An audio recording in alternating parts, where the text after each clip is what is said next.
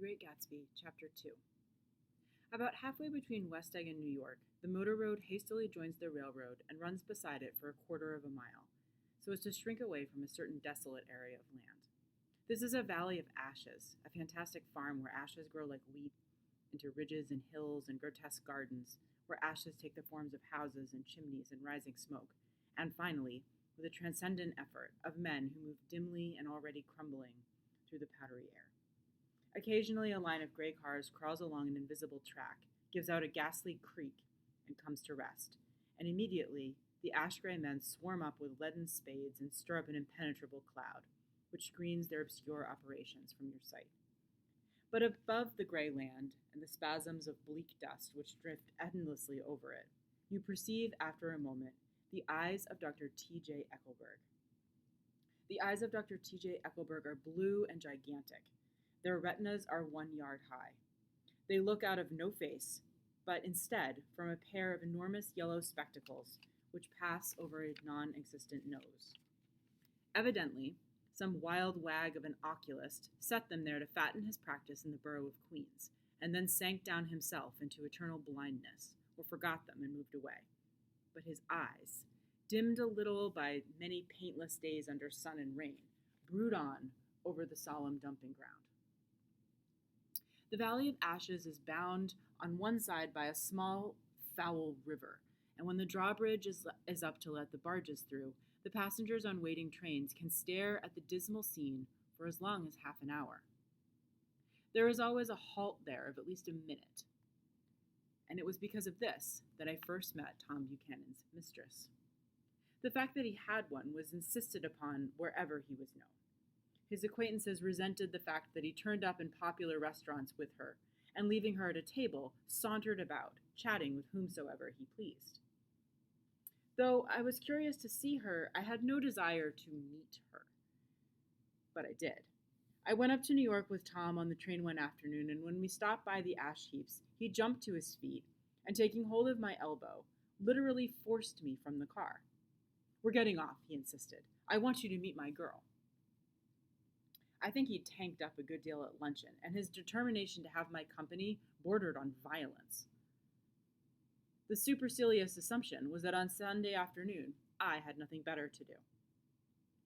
I followed him over a low, whitewashed railroad fence, and we walked back 100 yards along the road under Dr. Eckelberg's persistent stare. The only building in sight was a small block of yellow brick sitting on the edge of the wasteland, a sort of compact main street ministering to it, and contiguous to absolutely nothing.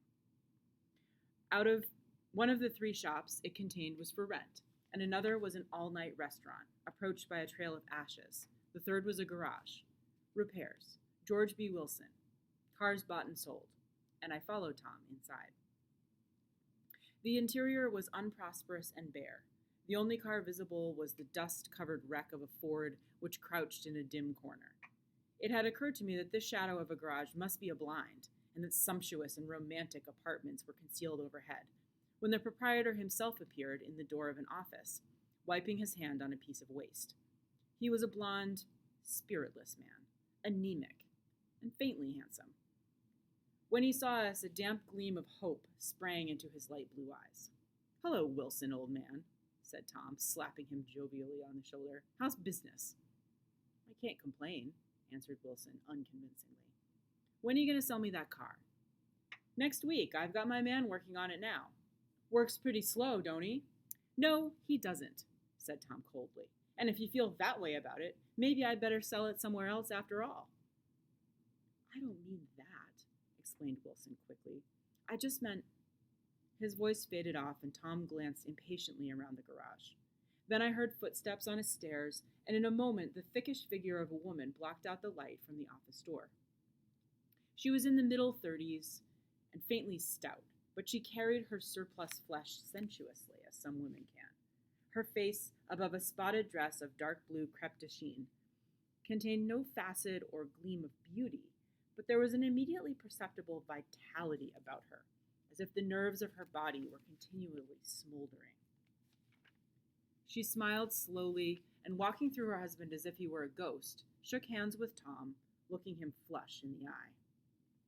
Then she wet her lips, and without turning around, spoke to her husband in a soft, coarse voice.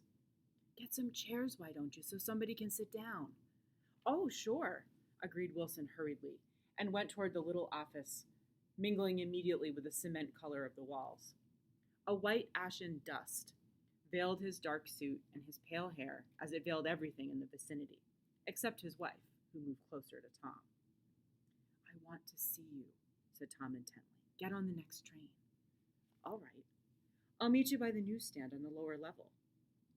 She nodded and moved away from him, just as George Wilson emerged with 2 chairs from his office door. We waited for her down the road and out of sight. It was a few days before the 4th of July, and a gray, scrawny Italian child was setting torpedoes in a row along the railroad track. "Terrible place, isn't it?" said Tom, exchanging a frown with Dr. Eckelberg. "Awful. It does her good to get away." "Doesn't her husband object?" "Wilson? He thinks she goes in to see her sister in New York. He's so dumb he doesn't know he's alive." So Tom Buchanan and his girl and I went up together to New York. Or not quite together, for Mrs. Wilson sat discreetly in another car. Tom deferred that much to the sensibilities of those East Eggers who might be on the train. She had changed her dress to a brown-figured muslin, which stretched tight over her rather wide hips as Tom helped her to the platform in New York. At the newsstand, she bought a copy of Town Tattle, which is a tabloid, and a moving picture magazine, and in the station drugstore some cold cream and a small flask of perfume. Upstairs, in the solemn echoing drive, she let 4 taxicabs drive away before she selected a new one, lavender-colored with gray upholstery, and in this we slid out from the mass of the station into the glowing sunshine. But immediately she turned sharply from the window and, leaning forward, tapped on the front glass. "I want to get one of those dogs," she said earnestly. "I want to get one for the apartment. They're so nice to have a dog." We backed up to an old gray man who bore an absurd resemblance to John D. Rockefeller. In a basket swung from his neck cowered a dozen very recent puppies of an indeterminate breed. "What kind are they?" asked Mrs. Wilson eagerly as he came to the taxi window. "All kinds. What kind do you want, lady?" "I'd like to get one of those police dogs. I don't suppose you've got that kind." The man peered doubtfully into the basket, plunged his hand in, and drew one up, wriggling by the back of the neck. "That's no police dog," said Tom. "No, it's not exactly a police dog. It's more of an Airedale." He passed his hand over the brown wash rag of a back. "Look at that coat. Some coat. That's a dog that'll never bother you with catching cold." "I think it's cute," said Mrs. Wilson enthusiastically. "How much is it?" "That dog?" He looked at it admiringly. "That dog will cost you $10. The Airedale, undoubtedly there was an Airedale concerned in it somewhere, though its feet were startlingly white, changed hands and settled down into Mrs. Wilson's lap, where she fondled the weatherproof coat with rapture. "Is it a boy or a girl?" she asked delicately. "That dog? That dog's a boy." "It's a bitch," said Tom decisively. "Here's your money. Go and buy 10 more dogs with it." We drove over to Fifth Avenue, so warm and soft, almost pastoral on the summer Sunday afternoon, that I wouldn't have been surprised to see a great flock of white sheep turn the corner. "Hold on," I said. "I have to leave you here." "No, you don't," interposed Tom quickly. "Myrtle will be hurt if you don't come up to the apartment. Won't you, Myrtle?" "Come on," she urged. "I'll telephone my sister Catherine. She's said to be very beautiful by people who ought to know." "Well, I'd like to, but—" We went on, cutting back again over the park toward the West Hundreds. At 158th Street, the cab stopped at one slice in a long white cake of apartment houses. Throwing a regal homecoming glance around the neighborhood, Mrs. Wilson gathered up her dog and her other purchases and went haughtily in. "I'm going to have the McKees come up," she announced as we rose in the elevator, "and of course, I gotta call up my sister, too." The apartment was on the top floor. A small living room, a small dining room, a small bedroom, and a bath. The living room was crowded to the doors with a set of tapestried furniture entirely too large for it, so that to move about was to stumble continually over scenes of ladies swinging in the gardens of Versailles. The only picture was an over-enlarged photograph, apparently a hen sitting on a blurred rock.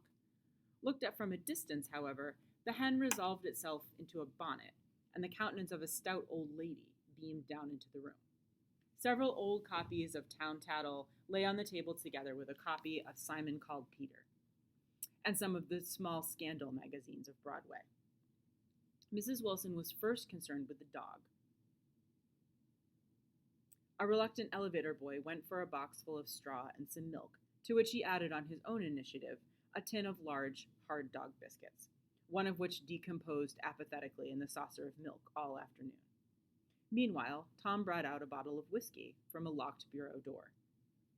I have been drunk just twice in my life, and the second time was that afternoon. So everything that had happened has a dim, hazy cast over it, although until after 8 o'clock the apartment was full of cheerful sun. Sitting on Tom's lap, Mrs. Wilson called up several people on the telephone. Then there were no cigarettes, and I went out to buy some at the drugstore on the corner. When I came back, they had disappeared, so I sat down discreetly in the living room and read a chapter of Simon Called Peter. Either it was terrible stuff or the whiskey distorted things, because it didn't make any sense to me. So the scene is a little awkward because Nick returns to the apartment and Tom and Myrtle are in the bedroom, so he's just kind of sitting in the living room while they're in the bedroom doing whatever, just kind of awkwardly reading a magazine. Just as Tom and Myrtle, after the first drink, Mrs. Wilson and I called each other by our first names, reappeared and company commenced to arrive at the apartment door. The sister, Catherine, was a slender, worldly girl of about 30, with a solid sticky bob of red hair and a complexion powdered milky white. Her eyebrows had been plucked and then drawn on again at a more rakish angle, but the efforts of nature toward the restoration of the old alignment gave a blurred air to her face. When she moved about, there was an incessant clicking as innumerable pottery bracelets jiggled up and down her arms. She came in with such a proprietary haste and looked around so possessively at the furniture that I wondered if she lived there. But when I asked her, she laughed immoderately, repeated my question aloud, and told me she lived with a girlfriend at a hotel. Mr. McKee was a pale, feminine man from the flat below. He had just shaved, for there was a white spot of lather on his cheekbone, and he was most respectful in his greeting to everyone in the room. He informed me that he was in the artistic game, and I gathered later that he was a photographer and had made the dim enlargement of Mrs. Wilson's mother, which hovered like an ectoplasm on the wall. His wife was shrill, languid, handsome, and horrible. She told me with pride that her husband had photographed her 127 times since they had been married. Mrs. Wilson had changed her costume some time before and was now attired in an elaborate afternoon dress of cream-colored chiffon, which gave out a continual rustle as she swept about the room. With the influence of the dress, her personality also had undergone a change. The intense vitality that had been so remarkable in the garage was converted into an impressive hauteur. Her laughter, her gestures, her assertions became more violently affected moment by moment as she expanded. And as she expanded, the room grew smaller around her until she seemed to be revolving on a noisy, creaking pivot through the smoky air. "My dear," she told her sister in a high, mincing shout, "most of these fellows will cheat you every time. All they think of is money. I had a woman up here last week to look at my feet, and when she gave me the bill, you'd have thought she had my appendicitis out." "What was the name of the woman?" asked Mrs. McKee. "Mrs. Aberhart. She goes around looking at people's feet in their own homes." "I like your dress," remarked Mrs. McKee. "I think it's adorable." Mrs. Wilson rejected the compliment by raising her eyebrow in disdain. "That's just a crazy old thing," she said. "I just slip it on sometimes when I don't care what I look like." "But it looks wonderful on you, if you know what I mean," pursued Mrs. McKee. "If Chester could only get you in that pose, I think we could make something of it." We all looked in silence at Mrs. Wilson, who removed a strand of hair from over her eyes and looked back at us with a brilliant smile. Mr. McKee regarded her intently with his head on one side and then moved his hand back and forth slowly in front of his face. "I should change the light," he said after a moment. "I'd like to bring out the modeling of the features, and I'd try to get a hold of all the back hair." "I wouldn't think of changing the light," cried Mrs. McKee. "I think it's Her husband said, "Shh," and we all looked at the subject again, whereupon Tom Buchanan yawned audibly and got to his feet. "You McKees have something to drink," he said. "Get some more ice and mineral water, Myrtle, before everybody goes to sleep." "I told that boy about the ice." Myrtle raised her eyebrows in despair at the shiftlessness of the lower orders. "These people, you have to keep after them all the time." She looked at me and laughed pointlessly. Then she flounced over to the dog, kissed it with ecstasy, and swept into the kitchen, implying that a dozen chefs awaited her orders there. "I've done some nice things out on Long Island," asserted Mr. McKee. Tom looked at him blankly. "Two of them we have framed downstairs." "Two what?" demanded Tom. "Two studies. I call one of them Montauk Point, the gulls, and the other I call Montauk Point, the sea." The Sister Catherine sat down beside me on the couch. "Do you live down on Long Island, too?" she inquired. "I live at West Egg." "Really? I was down there at a party about a month ago, at a man named Gatsby's. Do you know him?" "I live next door to him." "Well, they say he's a nephew or a cousin of Kaiser Wilhelm's. That's where he gets all his money from." "Really?" She nodded. "I'm scared of him. I'd hate to have him get anything on me." This absorbing information about my neighbor was interrupted by Mrs. McKee's pointing suddenly at Catherine. "Chester, I think you could do something with her," she broke out, but Mr. McKee only nodded in a bored way and turned his attention to Tom. "I'd like to do more work on Long Island if I could get the entry. All I ask is that they should give me a start." "Ask Myrtle," said Tom, breaking into a short shout of laughter as Mrs. Wilson entered with a tray. "She'll give you a letter of introduction, won't you, Myrtle?" "Do what?" she asked, startled. "You'll give McKee a letter of introduction to your husband, so he can do some studies of him." His lips moved silently for a moment as he invented George B. Wilson at the gasoline pump, or something like that. So Tom is definitely making fun of everyone there, including Myrtle. Catherine leaned close to me and whispered in my ear, "Neither of them can stand the person they're married to." "Can't they?" "Can't stand them." She looked at Myrtle and then at Tom. "What I say is, why go on living with them if they can't stand them? If I was them, I'd get a divorce and get married to each other right away." "Doesn't she like Wilson either?" The answer to this was unexpected. It came from Myrtle, who had overheard the question, and it was violent and obscene. "You see," said Catherine triumphantly. She lowered her voice again. "It's really his wife that's keeping them apart. She's a Catholic, and they don't believe in divorce." Daisy was not a Catholic, and I was a little shocked at the elaborateness of the lie. "When they do get married," continued Catherine, "they're going west to live for a little while until it blows over. It'd be more discreet to go to Europe." "Oh, do you like Europe?" she exclaimed surprisingly. "I just got back from Monte Carlo." "Really?" "Just last year. I went over there with another girl." "Stay long?" "No, we just went to Monte Carlo and back. We went by way of Marseille. We had over $1,200 when we started, but we got gypped out of all of it in 2 days in the private rooms. We had an awful time getting back, I can tell you. God, how I hated that town." The late afternoon sky bloomed in the window for a moment like the blue honey of the Mediterranean. Then the shrill voice of Mrs. McKee called me back into the room. "I almost made a mistake, too," she declared vigorously. "I almost married a little K who'd been after me for years. I knew he was below me. Everybody kept saying to me, 'Lucille, that man's way below you.' But if I hadn't met Chester, he'd have got me for sure." So the word that begins with K that she said is a very unkind slur, anti-Semitic slur. So a pretty racist term for a Jewish person. "Yes, but listen," said Myrtle Wilson, nodding her head up and down. "At least you didn't marry him." "I know I didn't." "Well, I married him," said Myrtle ambiguously. "And that's the difference between your case and mine." "Why did you, Myrtle?" demanded Catherine. "Nobody forced you to." Myrtle considered. "I married him because I thought he was a gentleman," she said finally. "I thought he knew something about breeding, but he wasn't fit to lick my shoe." "You were crazy about him for a while," said Catherine. "Crazy about him?" said Myrtle incredulously. "Who said I was crazy about him? I was never any more crazy about him than I was about that man there." She pointed suddenly at me, and everyone looked at me accusingly. I tried to show by my expression that I had played no part in her past. The only crazy I was when I married him. I knew right away it was a mistake. He borrowed somebody's best suit to get married in, and never even told me about it.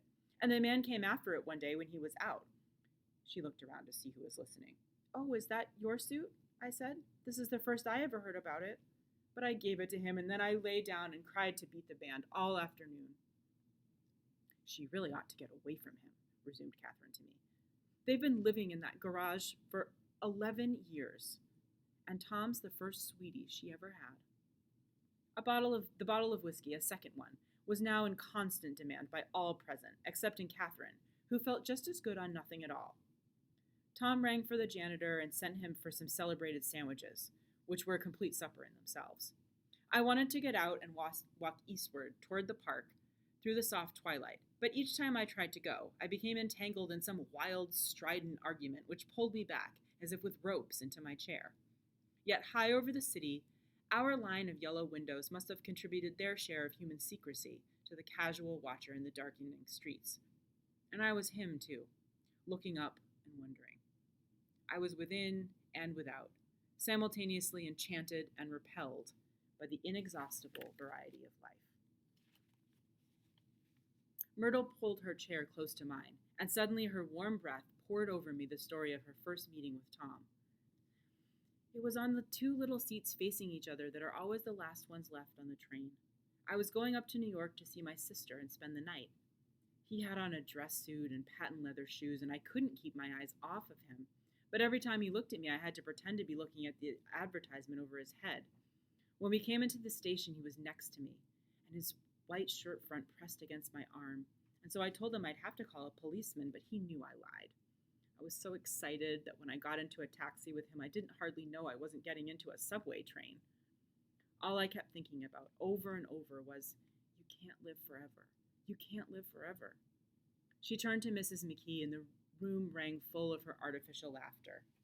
"My dear," she cried, "I'm going to give you this dress as soon as I'm through with it. I've got to get another one tomorrow. I'm going to make a list of all the things I've got to get. A massage and a wave and a collar for the dog and one of those cute little ashtrays where you touch a spring and a wreath with a black silk bow for Mother's grave that'll last all summer. I gotta write down a list so I won't forget all the things I gotta do." It was 9 o'clock. Almost immediately afterward, I looked at my watch and found it was 10. Mr. McKee was asleep on a chair with his fists clenched in his lap, like a photograph of a man of action. Taking out my handkerchief, I wiped from his cheek the remains of the spot of dried lather that had worried me all the afternoon. The little dog was sitting on the table with blind eyes through the smoke, and from time to time groaning faintly. People disappeared, reappeared, made plans to go somewhere, then lost each other, then found each other searched for each other, found each other a few feet away. People are pretty drunk at this point. Sometime toward midnight, Tom Buchanan and Mrs. Wilson stood face to face, discussing in impassioned voices whether Mrs. Wilson had any right to mention Daisy's name. "Daisy, Daisy, Daisy," shouted Mrs. Wilson. "I'll say it whenever I want to. Daisy, Making a short, deft movement, Tom Buchanan broke her nose with his open hand.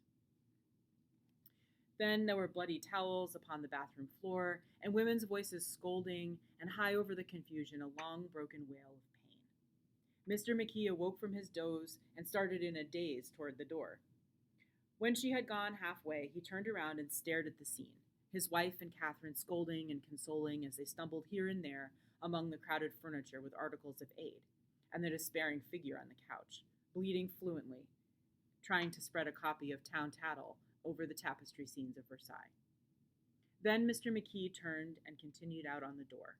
Taking my hat from the chandelier, I followed.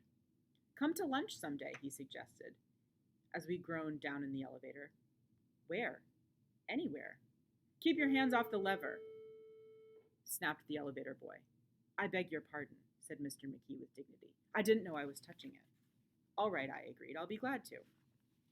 I was standing beside his bed, and he was sitting up between the sheets, clad in his underwear, with a great portfolio in his hands.